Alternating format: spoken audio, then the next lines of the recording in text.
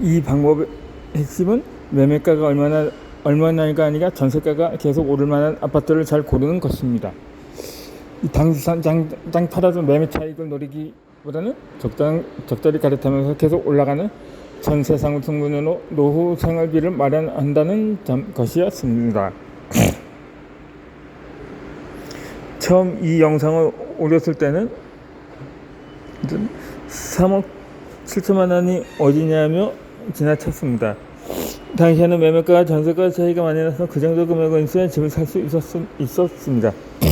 하지만 이 책을 다시 읽었을 때는 매매가와 전세가의 차이가 거의 안 나는 시점이었으므로 가능할 수도 있겠다고 판단했습니다. 읽어서 집을 알아보며 전세난을 직접 경험해보니까 한동안 전세가 오를 거리라는 생각이 들었습니다.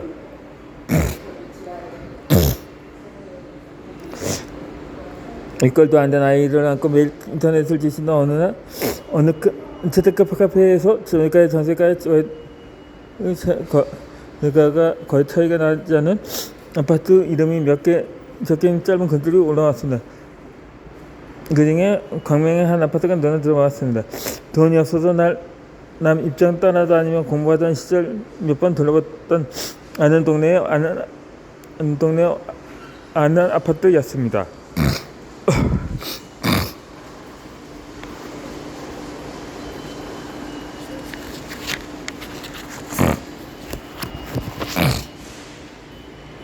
올라온 아파트는 소형이 하는데 그 동네는 소형 아파트가 얼마 안 됐다는 것을 알고 있었습니다. 인터넷이랑 시세를 검색해보니 매매가 1억 6,500만 원에 전세가 1억 5,500만 원이었습니다. 1,000만 원은 있으면 아파트를 살 수 있을 것입니다. 중개업소에 전화를 걸어 이것이 실제 가격임을 확인한 뒤 집에 왔던 친정엄마와 바로 출동했습니다. 30분 만에 광명에 도착해서 중개업소에 앉아있는데 신기한 일을 경험했습니다. 앉아있는 잠깐 사이에 눈앞에서 전화가 여러 통 걸려오더니 집이 다 팔려버린 것입니다. 소장님께서 지방 투자자들이 집을 보지도 않고 전화로 모두 사겠다며 가장 싼 물건은 이제 1억 7천만 원짜리 딱 하나 남아있고 그 다음 물건은 1억 8,600만 원이라고 했습니다. 1억 7천만 원짜리 소유자가 1가구 1주택자가 아니라서 양도소득세 비과세 혜택이 없는 집이라 투자자들이 안 샀다고 했습니다. 2013년 부동산 시장을 살리기 위해 정부가 1가구 1주택자들의 물건을 매입할 경우 5년간 양도소득세를 그 전에 감면해주는 파격적인 혜택을 주고 있던 때였습니다. 내가 이 집을 와서 사버리는 순간 시세는 1억 8,600만 원이 된다는 생각이 들었습니다. 단 하루 사이에 1억 2,500만 원이었던 아파트 가격이 2천만 원이나 상승하는 셈입니다. 당장 집을 보고 이성이 없으면 사겠다고 했습니다. 집을 보러 가는데 바로 옆 주공 아파트에 곧 재건축 시공사를 선정한다는 현수막이 걸려 있었습니다. 아파트를 재건축하느라 허물면 여기 살던 사람들이 바로 옆 아파트로 이사 오리라는 생각이 들었습니다. 그날 바로 매입하기로 했습니다.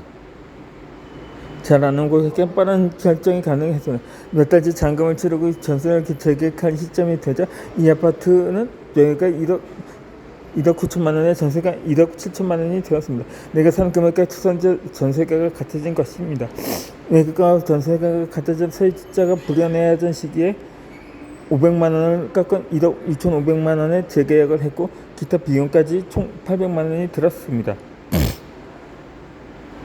그 돈은 고민 끝에 내가 아이를 직접 키우기 결정하고 회사를 그만두고 나는 퇴직금 1,000만 원으로 말했어요.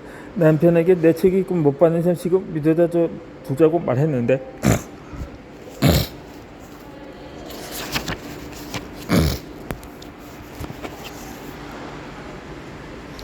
다행히 아이와 아파트 모두 잘 자라줬습니다. 후에 그 아파트는 2억 7천만 원에 매도했습니다.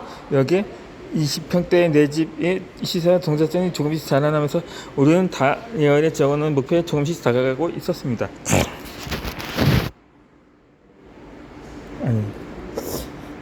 지속가능한 나만의 루틴을 만들어야 합니다.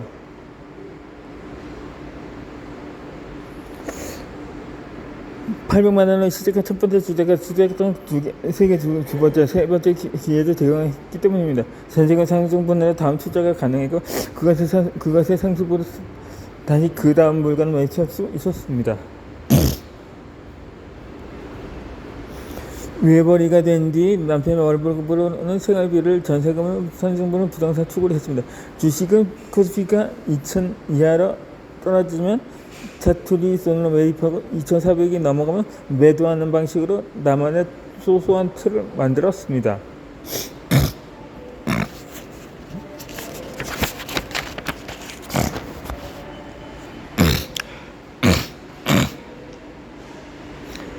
당신은 부동산 시장이 워낙 좋았기 때문에 자신이 나의 성과는 대단한 것이 아니었습니다.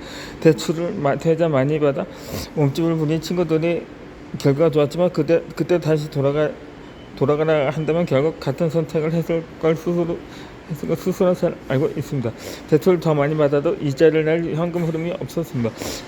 아예 이자 비용까지 대출을 더 받아 그걸로 내라는 이야기 들었으면 그 경우 내가 그 돈을 소유할 자신이 있었다. 가족의 행복과 안전을 위해 투자하는 건데 안전부전을 하고 싶지 않았습니다. 투자에 들어가는 시간을 최소한으로 하고 가족을 위한 시간을 확보하고 싶었습니다. 그러다 보니 아주 천천히 4년 뒤인 2017년에 일곱째가 되었고 순자산은 5억 원이 되었습니다. 그래도 세금의 각종 비용을 뺀다 해도 발견하는 이것들은 참 목표. 35세 3억 원을 무단히 넘겼습니다. 같은 시기에 시작한 사람들보다는 한참 작지만 시작금인 800만 원에 비하면 나쁘지 않은 수익률이었습니다.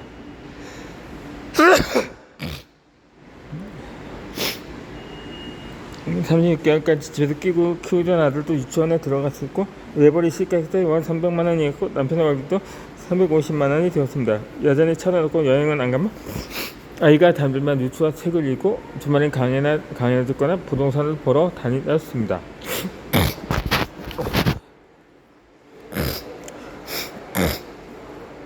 예전 뒤에는 투자는 무섭스러운 스트레스가 색깔이 있으면 아는데 스트레스 제보다 재관을 꾸준히 유수가 될 줄 알았습니다. 결국 자녀에게 안 오는 상황이나 운에 달 것이고 내가 살 수 있는 것을 꾸준한 시절 공부를 보통에 다가오는 운을 못 잡는 일만은 없도록 해야겠다는 생각이 들었습니다. 이 세상이 바뀌면 계획도 수정되어야 합니다.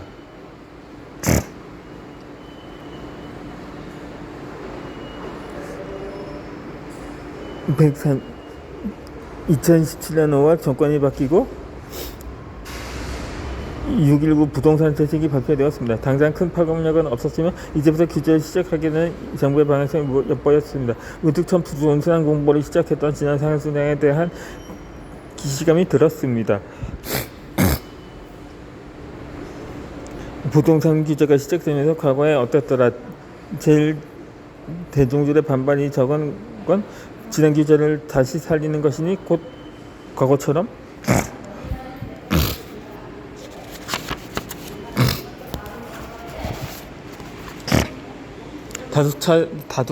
다주택자에게 양도세가 중과되겠구나.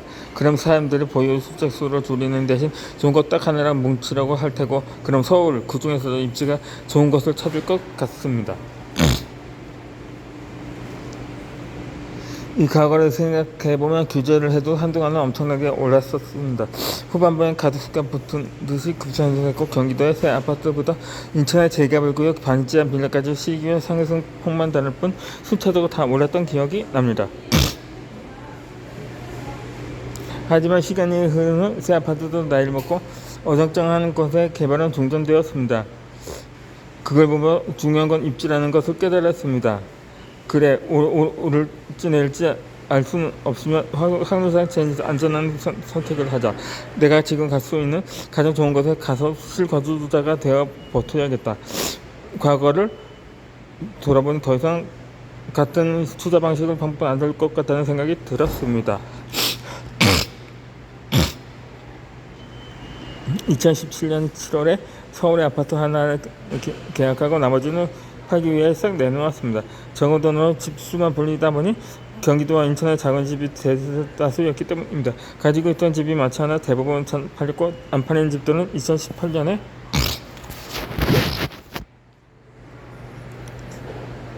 임대주택 등록을 했습니다.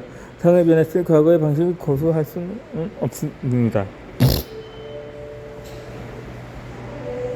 나는 돈이 부족해 지난번에 지표가 치명상이 될 수 있습니다.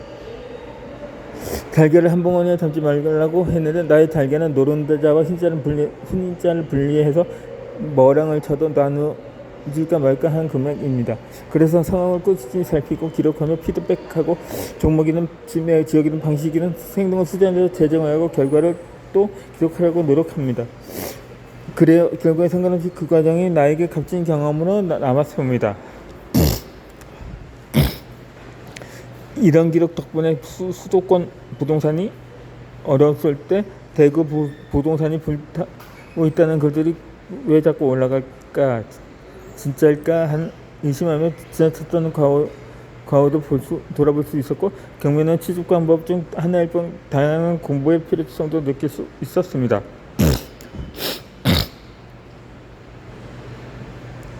한 가지 패턴으로 돈을 불렸다고 해서 같은 행위만 반복한다면 그것 또한 위험하다고 생각했습니다. 운이 좋았다는 것을 자각하고 그때는 맞지만 지금은 틀릴 수 있음을 염두에 둬야 합니다. 몇 번의 흑역사 때문에 투자하는 시기에 따라 유효한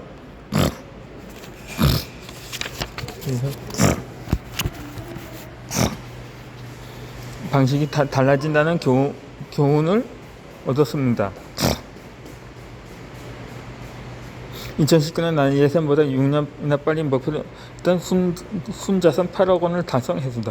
그 이후에 자산 산수성분은 굳이 신경 쓰지 않기로 했습니다. 반토막이 되지 않는 이상 샀을 때 가격보다 떨어질 넣겠다는 생각이 들자 하락 또한 신경 쓰지 않기로 했습니다.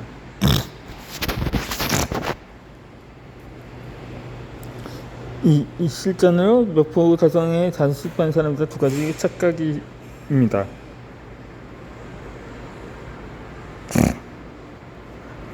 다이어트나 영어 공부, 새벽 기상, 독서 100권 이런 식으로 1년 목표를 세우면 실패하기 쉽습니다. 그 이유는 이런 식의 목표를 세우는 사람들의 상당수는 두 가지 착각을 하기 때문입니다. 이 목표와 수단을 헷갈리지 맙시다. 이처럼 첫 번째는 목표와 수단을 헷갈리는 것입니다. 2010년에 미래클 모닝이라는 책이 나오면서 새벽 기상에 열풍이 불었습니다. 그런데 2013년에 이미 아침에 인간이라는 책이 나와 선풍적인 인기를 끌었습니다. 아마 10년 뒤쯤 비슷한 책이 다시 나와도 많은 사람들이 열광할 것 같습니다. 1년 목표를 새벽 기상으로 세우고 돈까지 내면서 새벽 기상 체크하는 모임에 가입하는 사람도 많습니다. 왜 그럴까요? 그만큼 지키기가 힘들기 때문입니다. 책을 보니 아침에 일찍 일어나기만 하면 성공할 것 같은데 내가 의지가 없어서 그걸 못하는 바람에 이렇게 평범하게 사는 것 같습니다. 그래서 다시 시도하고 또 흐지부지 됩니다. 그런데 왜 지속이 어려울까요? 의지가 부족하다가 아니라 순서가 바뀌었기?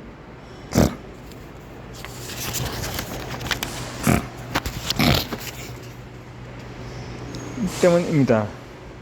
굳이 새벽에 일어나서까지 해야 할 일을 하고 싶은 힘을 먼저 찾으면 눈이 떠질 수밖에 없습니다.